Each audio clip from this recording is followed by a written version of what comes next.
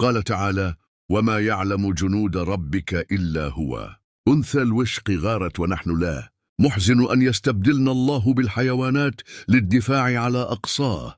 ذكرت وسائل إعلام إسرائيلية أن حيوان الوشق المصري المفترس هاجم عددا من جنود الجيش الإسرائيلي على الحدود بين البلدين، ما أسفر عن إصابتهم بجروح متفاوتة. ويذكر أنه أصاب جنود الصهاينة بجروح غائرة في مناطق حساسة. إدراء الوشق المصري هو سلاله ملكية، وكان من الحراس المقدسين، ويرمز للعدالة ومحاربة الشر عند المصريين القدماء، وله تماثيل في تاريخ مصر القديم. ويعتبر الوشق المصري هام للغاية في الثقافة المصرية القديمة، حيث تشير منحوتات الوشق إلى قيامها بحراسة المعابد، ولا يحب أن يدخل الغرباء مواقع سيطرته.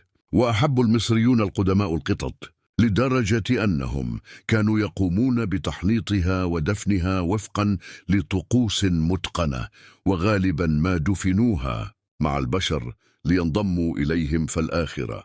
وتحين للمنشور بكل لطف. الصورة معلوم وثابت تبين أنها بالذكاء الاصطناعي، ولا يحتاج ذلك لكبير ذكاء، وهي صورة تقريبية لتخيل المشهد لغير تم ترويجها من وسائل إعلام. وصفحات أخرى، أما الخبر وتناقلته وسائل إعلام الخنازير.